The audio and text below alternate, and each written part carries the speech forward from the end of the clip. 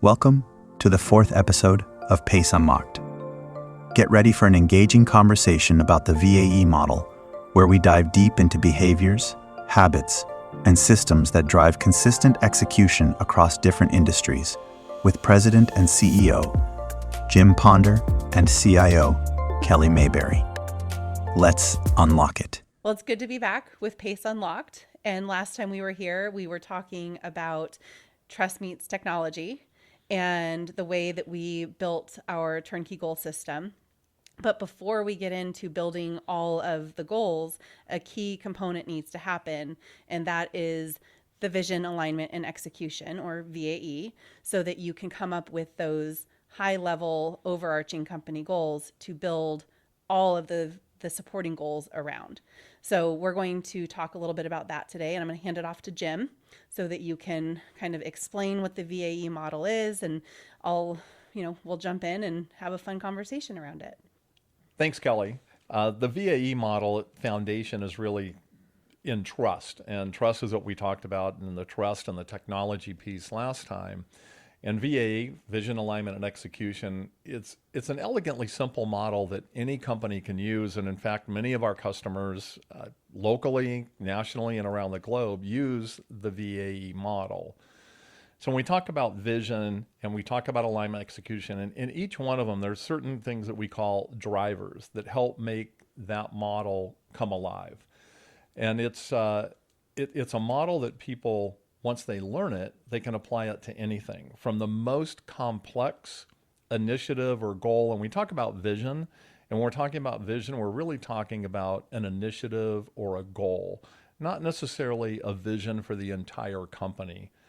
And we've seen that many times, haven't we, where organizations have an initiative and they need to tackle it and they just don't have any idea how to go about it. Yeah, they don't know where to begin. And that's where we're able to come in and really help. And we're able to help them explore the different ideas on how to get that to be achievable, to be open and think big picture. And then that also leads to people being bold and taking those risks and coming up with ideas. And you talked about trust, and you have to have trust within the organization or within that team that's taking part of this VAE, so that they're not afraid to come up with these ideas and throw them out there. Because in this phase of vision, you're really throwing out all of those ideas. Yeah, that's absolutely true. And we do a lot of work with personality assessments here at Turnkey. And in one of them we use is called DISC. And you've got, people who are Ds, they're driven, they're drivers, they want to get to the bottom line. And sometimes the VAE model can be frustrated for people who just want to get things going. I've got an idea, let's get after it. The problem is when you start looking back, and we'll talk about this a little bit later, when you get into execution and you look back and go, hey, what went wrong? Well, you realize you jumped over some of these things. And in that vision process, in that process of the initiative, you talked about being bold, and it's important to have that's where trust comes in. A high trust relationships mean I can be bold. I can throw out an idea and no one's going to laugh at that idea. In fact, it might be something no one has considered, but I have to trust my team and my group and my culture. And the other thing we talk about is testing assumptions, because oftentimes we say, we've got a great idea, let's just go do it. And we really don't test whether it's actually going to work. And one of my favorites of testing assumptions is the segue. For those out there that remember what a segue is, I mean, the only time you see them today is maybe you're traveling and there's a Segway tour through a city or something, or you might even see a mall cop on one, right? But the thing with Segways is they believed that it was going to revolutionize travel. This was going to be the transportation of the future. They would be everywhere. Sidewalks would be widened, and they just didn't test those assumptions. So it's really important to be willing not only to test the assumption, but to be okay if it comes back and says, wait a minute, maybe that's not a great idea. That gives you your opportunity to pivot a little bit. Mm-hmm. Yep, agree. And then once you've worked through the vision piece, you move on to alignment. And I know you've talked about how each of the this areas, vision, alignment, and execution, have drivers. So then the drivers of alignment starts out with clarity. And that's really, explain that, because I mean I've been through the VAE model. We do it within Turnkey, and I've used it in my personal life with different goals. But if you can kind of dive into like the drivers of alignment, that would be awesome. Yeah, alignment, it's a fan favorite for me, because alignment is something that when it's jumped over, what you find is that some things start to struggle, and you say, well, wait a minute, because you have to align. So let's take an organization. An organization, you need to align anybody internal. So that's anyone that's going to be affected by this initiative or this goal. It might be finance, it might be production, it might be procurement, sales, marketing, whatever it may be. And there might be a specific person or group or department. And so you want to align them around, have them really understand that. Well, the only way to do that, and you talked about clarity, is now that we've gone through the vision, we had that exploration phase, we're bold, we tested our assumptions. Well, now we have that clarity of, we created a statement, if you will, of what this goal or initiative is, so that I could say this to absolutely anybody inside my organization or outside my organization, and they would understand it, they would get it. Doesn't mean they won't challenge it. It doesn't mean they might not say, well, wait a minute, have you thought of? And that's where dialogue comes in. And a dialogue, so much of our conversation in life is really point counterpoint. It's really not dialogue. We're not really sitting and listening to understand. And that's why dialogue is so important in alignment. And then you have inspiration. If I'm going to talk about a goal and I'm not inspiring or inspired about that goal or that initiative, people are probably not going to really listen and pay attention. Whereas if I am inspired and I am motivated about it, and they understand that I will listen to their ideas. So think about alignment as an opportunity to reset and rethink. Yeah, and I agree with that. And I also think with alignment, that's where you get the buy-in. That's where you understand the why. People understand their purpose of what it is that they're going to do, how it affects the overall goal. So you have the big vision, and now you're getting people to buy in and to understand how what they do is going to impact this. Is that accurate?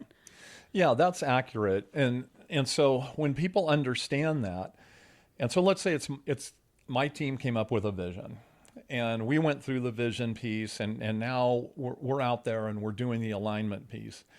And somebody says, well, have you thought of, well, instead of using a bias, so there's something called confirmation bias. And confirmation bias is when you go out and you only talk to people who are going to confirm your viewpoint. It's like buying something. If you're going to buy something and you really want it, you only read the reviews of that item that are positive. So confirmation bias is something you want to eliminate, and alignment helps you do that. By hearing what other people have to say, you can reset and redesign how you're going to go after that particular goal or initiative. And then that allows us now to move into the execution phase. Yep, which I mean, I love planning, but I know people get lost, and I've done this. I'm guilty of it actually quite a bit, where I get lost in the planning and I plan so much that I don't actually execute. And so I find that if you've gone through the vision and the alignment and you get the feedback and the buy-in and kind of that help from other people, it's easier to execute. It's easier to go into the goal with urgency, a sense of urgency, not panic, not feeling like, oh my gosh, this has to get done right away. But it's like, this is something we got to get done. Let's move forward on it. And then to have those clear plans and expectations, I find that's really helpful. Well, and I think I want to key on that sense of urgency a little bit, because if a goal is sound and people have bought in, we talk, in our company, we talk a lot about weighing into buying in. If people are able to weigh in, we'll think of alignment as that's the place where people are weighing in. Mm-hmm. Well, now I'm bought in. So approaching this with a sense of urgency is just the way it should be because I want to get it done. I'm excited about it. But in the execution, we're going to come back to that word clarity. You have to have clarity of what that goal is and how are we executing. So now you've come up with a plan of execution. It might be as simple as what's the milestones. So what's a milestone? Who owns it? When's it going to get done? And we like to talk about what does success look like. So you literally think about what success looks like. So when you arrive there, you know you're there. But a really key point is feedback. And I know you're a big believer in making sure there's feedback on these goals and initiatives. Well, yeah, I mean, it's honestly, when it comes to goals, it's part of why we built what we built within our company, because we want the feedback. We want information on how things are going. You want information on, is it, if someone has new and relevant information, you want that. And that's part of that feedback process. Yeah, feedback, we call them feedback loops. It's important to think, and this is why the model's so great, because you think about this in advance. Well, how am I going to get the feedback? Is it a survey? Is it one-to-one meetings? Is it a town hall meeting? Whatever that may be. And to me, one of the most exciting things about this whole model, the VAE model, is it's fluid. So we might have to go back and look at alignment. We might have to go back and say, wait a minute, were we bold enough in that? And to kind of prove this out, we were working with a very large global semiconductor company. And you probably remember this story. We were with the executive team and had just gone through this model when the CEO stood up and he said, I want to tell everybody in the room something. If I had known this model earlier, I would be so much further from where I am today. Now, I had to pause for a minute because this is one of the top people in the world in what he does. But he said this is just such an elegantly simple model that can be applied to everything. Yeah. So they went on to literally every location around the world knew VAE. They talked the same language, and that's how they got things done, even from things that are incredibly complex. Yeah. Well, I think that I love that story. And I know we talk about that a lot and use it as an example. And then the final piece of execution and the VAE in general is recognition.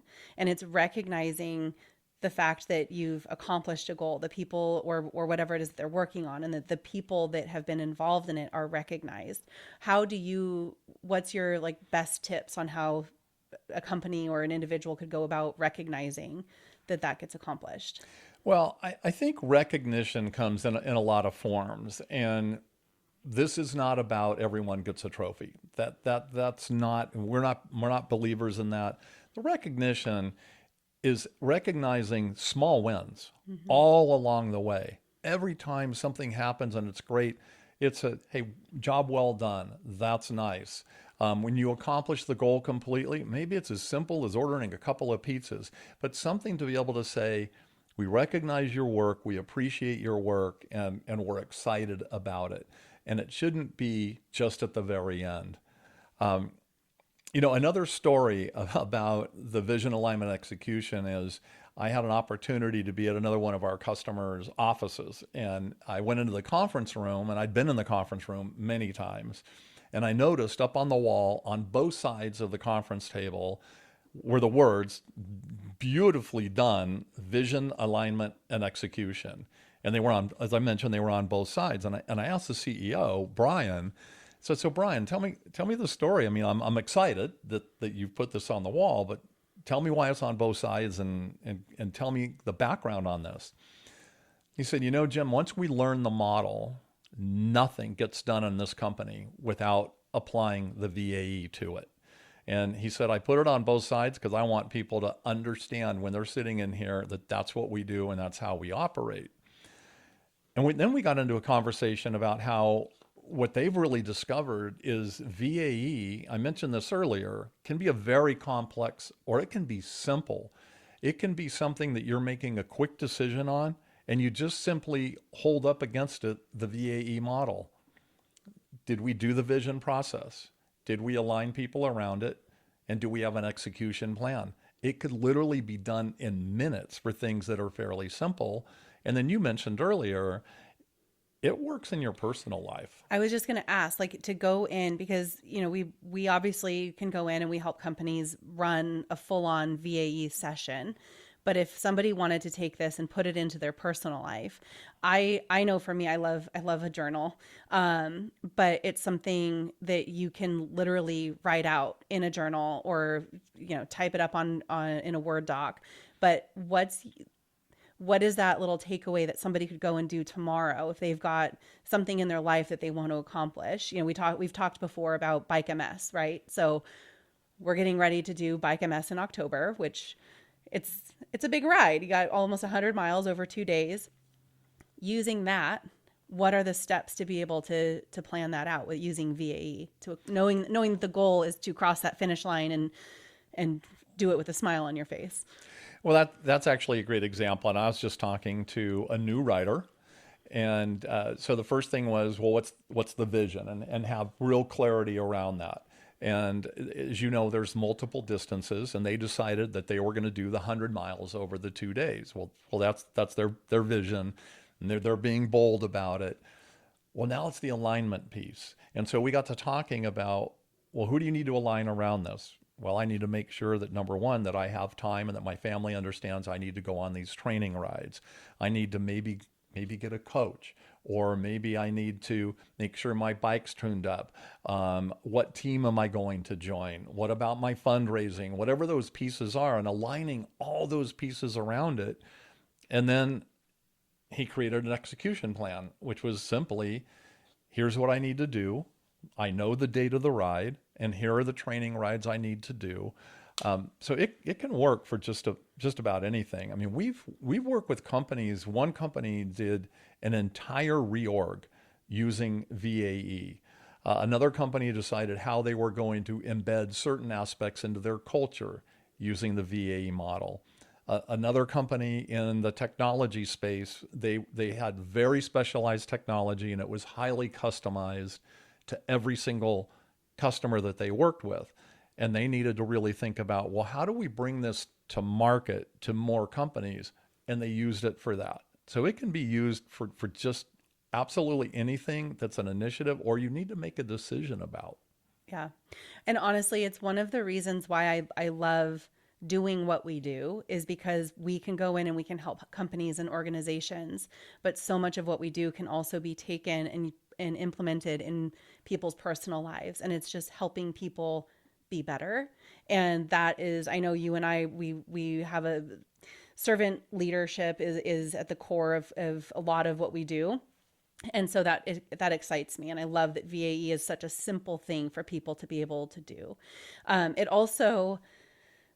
I love that VAE drives to PACE, which we've talked about a lot. It's the name of our podcast, but it's performance, alignment, clarity, and execution. And when you are going through and you're utilizing VAE, it's very simple to then roll that in to PACE, creating a culture of PACE, a lifestyle of PACE, and making sure that you're always pushing forward.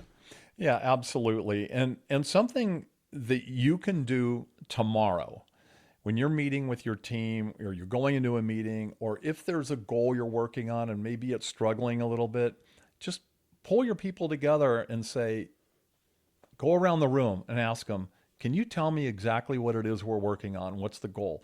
That's the vision piece. Maybe it's not clear. Then ask them, are we aligned? Have we aligned everyone in the company? And just quickly flip chart out, write down on a piece of paper, who are the people that this goal affects? And I almost guarantee that if you do that, you're going to look at it and go, ooh, we didn't align purchasing around that. Or, you know what, we didn't talk to our vendor who just told us there's a supply chain shortage, that if we had talked to them, we would have known. And then you might get to the execution space. Are we executing at a sense of urgency? and you Yeah. find out that we're stalled out, well, then you ask yourself why you're stalled out. So if you can just ask yourself a few simple questions, I think you'll find that this model can become a very, very efficient tool. I love that. And it ties into what we've talked about with learning moments discussions, because at every point, a learning moment doesn't have to be something that went wrong. It can be something that went really well, but it's understanding that you want to have the comfort and the trust with your team to be able to have those types of discussions and know that they're going to be celebrated. Because if you're recognizing where things didn't maybe go as planned, you are showing that you have the wherewithal to raise your hand and say like, oh, hey, there's something that needs attention here, and redirect as needed. Well, it's important that you learn, and you mentioned you learn from the victories and you learn from the mistakes. And those learning moments are critically important. And the interesting thing is, it's like a car that you want to buy and you never see any on the road, and now you see them all over the place. If you look for learning moments, they're everywhere. And you start to actually use that language. You know what? That's okay. That was a learning moment.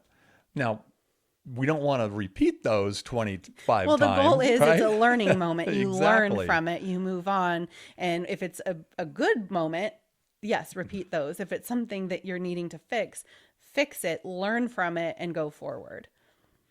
Well, I'm excited to have had the time to talk about vision alignment execution. At Turnkey, we're just huge believers in this. We have so many people following this model. And it's exciting to share this with more people because it does make a difference. It really does. And this was fun today. I'm excited for the next one. And we'll talk to you next time. That's a wrap for P.A.C.E. Unlocked. Ready to unlock your team's potential with performance, alignment, clarity, and execution? Visit our website at turnkeysr.com to explore how P.A.C.E. can transform your leadership journey. And join us next time to keep pacing towards greatness. Thanks for listening.